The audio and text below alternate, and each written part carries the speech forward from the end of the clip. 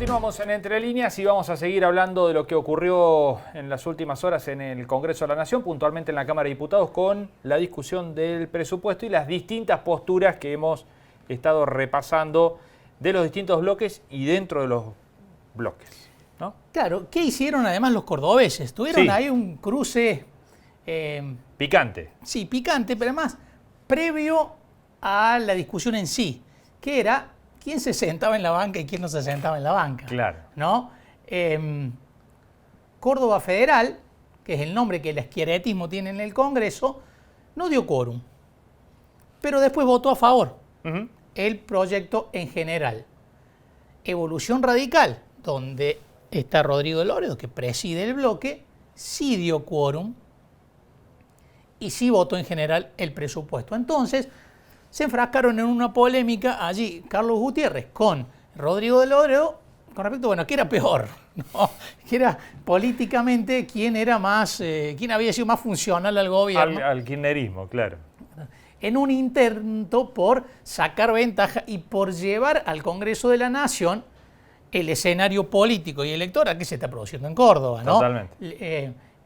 Córdoba Federal quiere que de Loredo, en la medida de lo posible, pague algún costo por el hecho de sentarse a darle el quórum que necesitaba el gobierno nacional, porque una de las cosas que hace de Loredo cada vez que puede es acusar al schiarettismo de ser un socio encubierto del kirchnerismo. Así es. ¿No? Entonces, en este contexto, dijo, bueno, y quien le dio el quórum ahora fue Evolución Radical y fue de Loredo, así que lo que buscó el peronismo fue que pagara algún costo político por haberse sentado en su banca y dar el quórum Evolución Radical. Hablamos con Carlos Gutiérrez, así es, que llevó adelante la estrategia del schiarettismo en la Cámara Baja y que hace un análisis de lo que implica el presupuesto tanto para la Nación como para la provincia de Córdoba. Lo vemos. Bueno, Carlos, lo primero en general, ¿qué balance hace del tránsito del presupuesto por la Cámara de Diputados y finalmente la sesión y las aprobaciones que se dieron y los rechazos también que hubo a ciertos artículos que pretendía impulsar el oficialismo, ¿no? Bueno, todos sabemos, como dice un colega de ustedes, de un prestigioso matutino nacional, que el momento del presupuesto es un momento donde tal vez es cuando los legisladores se sacan la careta, dice él, ¿no? Porque claro, es decir, el presupuesto es la ley de leyes, pero es el momento donde viene el tironeo y las negociaciones correspondientes para lo que cada uno considera que es justo que allí esté incluido en términos de los intereses que cada uno defiende. Ahora bien, en esos intereses hay, diríamos, dos categorías.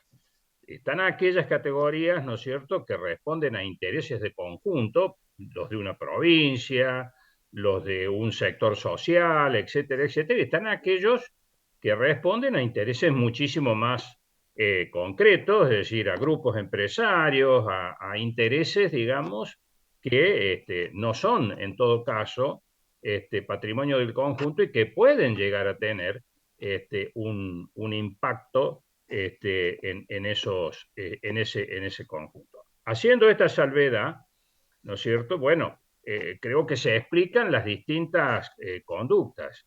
Queda después para ustedes, para los analistas, bueno, ver cómo votó cada uno, quién dio quórum, quién no lo dio, por qué, sin hacer de esto una cuestión que en definitiva tampoco termine escondiendo el fondo de la discusión. Y este es un presupuesto absolutamente dibujado, que no refleja la realidad, y es un presupuesto que ha tenido, entre otras características, el que se le han ido incorporando artículos, muchos de ellos, como en el caso del que finalmente quedó sin efecto, porque fue retirado por el oficialismo a sabiendas que perdía la votación, como es el tema del impuesto a las ganancias para los jueces, ¿no? Y de la misma manera el de retenciones, que ganamos la votación, y muchos otros más. Es decir, en el caso de nuestro bloque, prácticamente los 7 u 8 puntos críticos han sido votados en forma negativa o con abstenciones.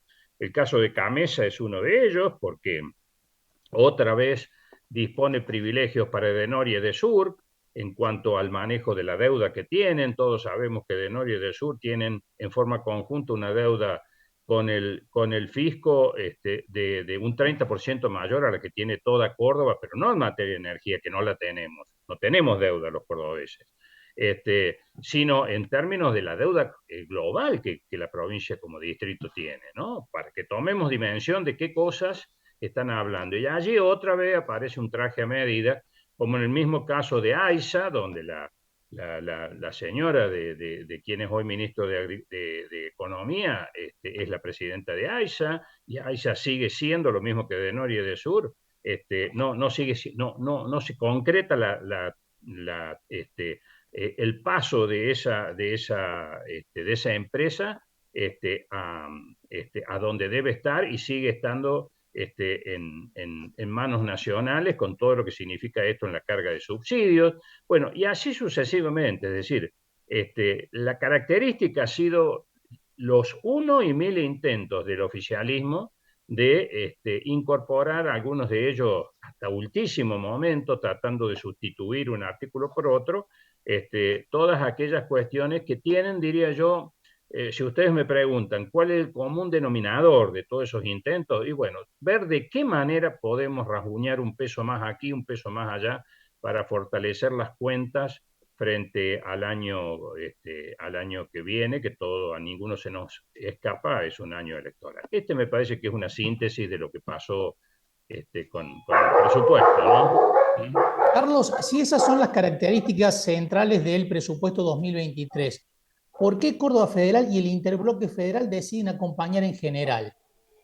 Bueno, porque nosotros creemos que no darle en este caso, y todos los intentos que se hicieron al respecto, no darnos en este caso y no darle al gobierno en términos generales un presupuesto, era someternos en el marco de un año electoral a la discrecionalidad más absoluta para manejar las partidas. Yo creo que en el fondo, más allá de lo que respecto del Fondo Monetario, el compromiso de Massa, en el fondo él hubiese querido o querría manejar a piacere, digamos, estas partidas, sobre todo un año con estas características.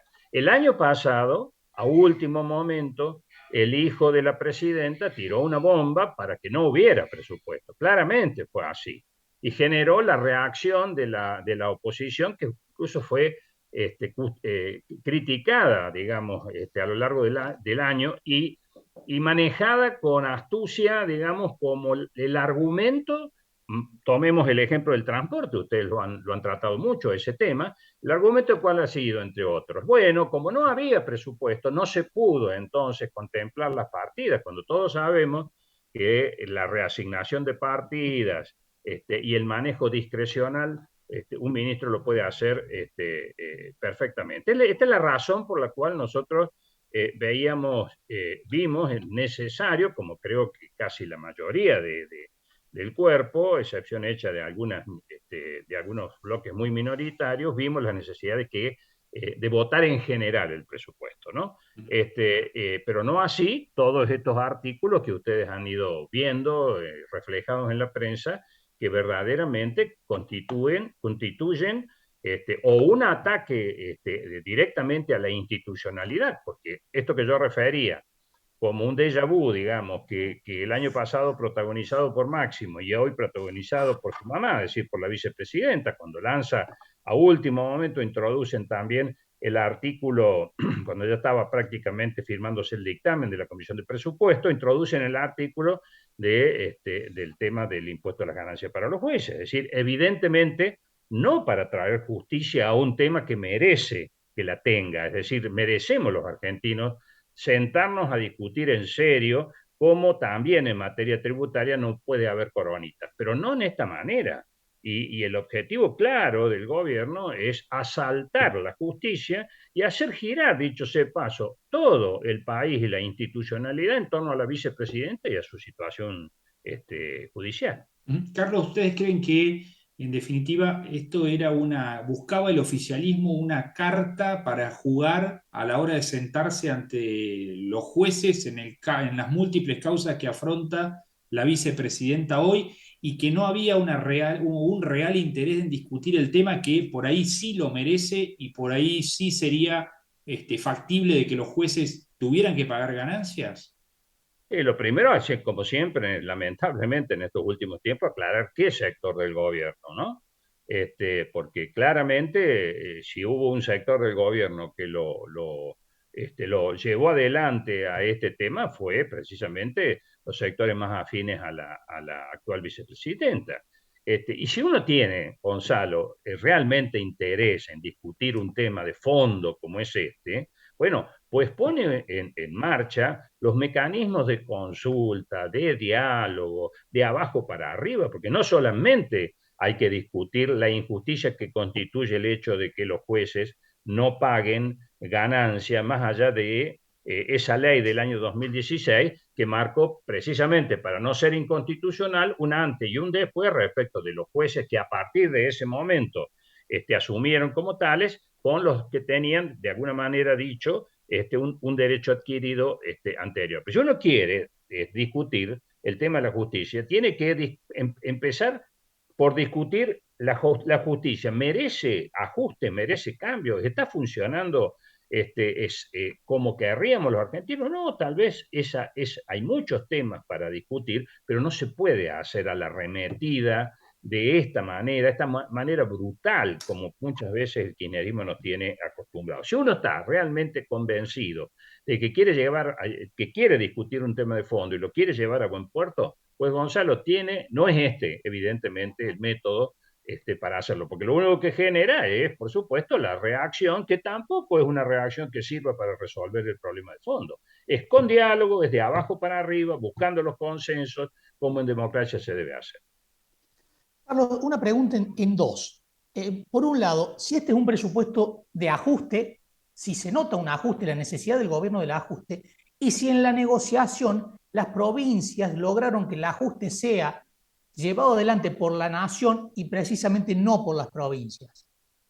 Bueno, yo diría que este es un presupuesto del ajuste con un inmenso esfuerzo de parte del oficialismo para que no se note tal, ¿no?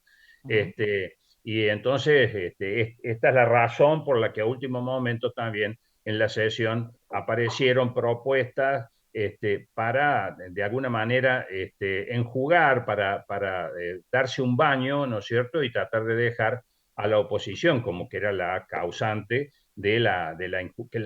la causante de la injusticia, digamos así, ¿cierto? Ahora, en términos de balance, no sé, yo podría decir de que en algunas cosas se han logrado los objetivos que nos habíamos propuesto. En el caso de Córdoba, ustedes saben, uno de los temas fundamentales de los cuales no importa si se habla mucho o se habla poco, el tema es que se logró resolver de fondo y es precisamente la situación de la caja de jubilaciones, las acreencias que en esa materia tiene la provincia respecto de la ANSES y las consecuentes partidas que no se nos pagan en tiempo y forma, pero encima no se hace con una actualización y mucho menos con una actualización automática de acuerdo a un índice que satisfaga, digamos, el combate o el protegernos contra la inflación. Bueno, en el artículo 93-94 eso quedó, diría yo, no solamente absolutamente claro, y ese es un gran beneficio para la provincia de Córdoba, para la solidez de nuestro sistema jubilatorio, para la salud de nuestra caja respectiva. Ahí tenemos un ejemplo concreto de cómo una negociación bueno, puede realmente arribar a buen puerto cuando se realiza en los términos que nosotros intentamos hacerlo. En materia de transporte, bueno, en materia de transporte creo que pudimos corregir una cifra que claramente es insuficiente, me refiero a la prevista para el año que viene, pero fue elevada a 85.000 millones. Finalmente se corrigió porque los 85.000 millones están como piso y además se incorporó una cláusula o dos cláusulas, diría yo, que son importantes. Primero, una actualización de si ese fondo no es suficiente, pues va a haber por ley va a haber una actualización del mismo, y lo otro es que este contradictorio reclamo por un lado, del Ministerio de Transporte a nivel nacional, de que los distritos no cumplen con incorporar la SUBE, pero después aquellos que quisieran incorporarla no tienen hoy, el gobierno nacional no puede garantizar la tecnología para que lo hagan, se puedan homologar sistemas que, como por ejemplo en el caso de Córdoba Capital, son realmente importantes y funcionan perfectamente. Y de la misma manera muchos otros temas, el de las retenciones, que es una bandera que nosotros defendemos a capa y espada, porque, digamos, además de la injusticia, había un doble intento. Es decir, hubo un intento liso y llano del gobierno de quedarse con esa potestad, a sabiendas que desde diciembre del año pasado, desde el punto de vista jurídico, eso está en el aire, y otro intento, diría yo, de Juntos por el Cambio, que era tratar de bajar del 33 al 30, con el argumento que es mejor el 30 que el 33, sí, por supuesto, pero pensando y demostrando claramente que poco les interesa entrar al tema de fondo en esta materia, que es eliminar a cuenta de ganancias y progresivamente las mismas, porque tal vez están especulando con que el año que viene van a ser gobiernos, y entonces borran con el codo lo que escriben con la mano frente a los sectores productivos. Pues nosotros no lo hacemos, nosotros hemos mantenido la coherencia de defender a capa y espada, y hemos, digamos, sido parte de un rechazo total, porque en esta materia claramente el gobierno nacional obtuvo una dura derrota. Carlos, ¿cómo quedan retenciones con esto? Si sale tal cual se aprobó en diputados, ¿qué pasa con las retenciones Bueno, el año que nos viene? bueno, digamos, pensando que no se va a aprobar esto, Ujú. estamos hablando de que cualquier intento de modificar retenciones está desde diciembre del año que viene, próximo pasado, en el aire desde el punto de vista jurídico. Por algo son las presentaciones que se han realizado y seguramente se seguirán realizando, precisamente porque no, desde el punto de vista jurídico, este intento o que en los hechos el gobierno sostiene aplicando retenciones es totalmente improcedente desde el punto de vista jurídico. Carlos, lo paso más a una cuestión provincial, ¿no? En la discusión por el presupuesto pareció también entrar en entredicho o introducirse la cuestión provincial, ¿no? Con discusiones entre Córdoba Federal y la estrategia que había tenido, entre otros, Evolución Radical. Tengo entendido que entre el 3 y el 4 de noviembre va a haber una fecha importante para Hacemos por Córdoba, ¿no? En cuanto a la configuración ya del armado que va a tener de cara a 2023.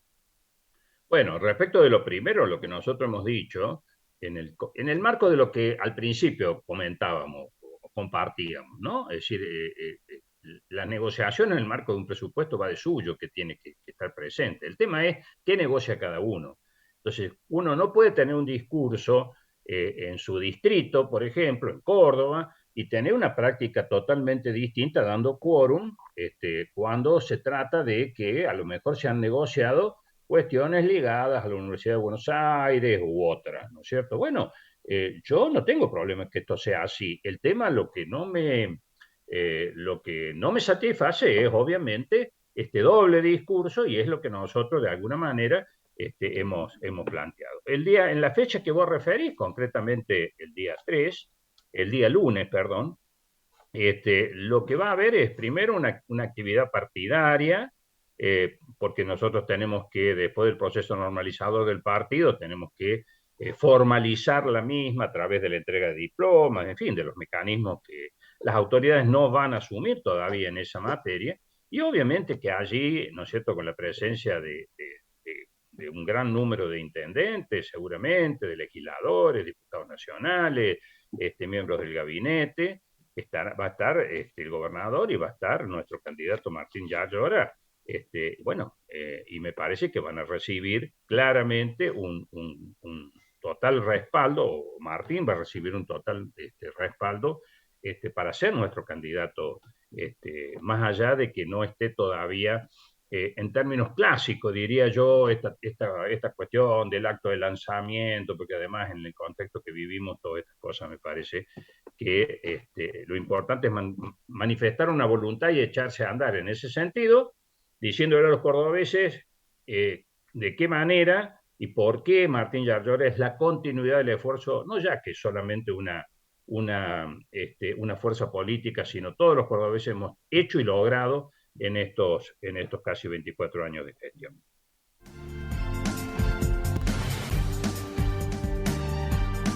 Seguimos en Entre Líneas. Bueno, ahí estaba Carlos Gutiérrez, ¿no? El diputado nacional de Hacemos por Córdoba, hablando de la presentación y de la posición que tuvo el bloque del schiarettismo en la Cámara de Diputados y al final con un dato político importante en la provincia de Córdoba pensando en 2023, ¿no? Sí, no dejemos pasar ese dato, sí, porque el lunes es el lanzamiento, si bien no lanzamiento oficial, pero sí el lanzamiento virtual y de hecho de la candidatura de Martín Yarlora para la gobernación. Todo el peronismo institucional se reúne para proclamar, entre comillas, y para darle un fuerte apoyo a Martín Yarlora como candidato a la gobernación. 31 de octubre sí, se lanza la campaña. ¿Cuándo se vota? Es la pregunta. Claro. ¿No? Y además tengamos en cuenta que el lunes vamos a estar prácticamente a 20 días del Mundial. Claro. Por lo cual la idea es lanzar antes, Mundial es un paréntesis y vamos a aparecer en las fiestas. Sí. Por lo cual vamos a caer en 2023, ¿no? Evidentemente con la campaña, por lo cual el apuro debe tener que ver naturalmente con todo eso, ¿no? Y a lo mejor por la fecha de las elecciones. También, que sean pronto en 2023, seguramente claro, en los primeros meses de 2023. Bueno.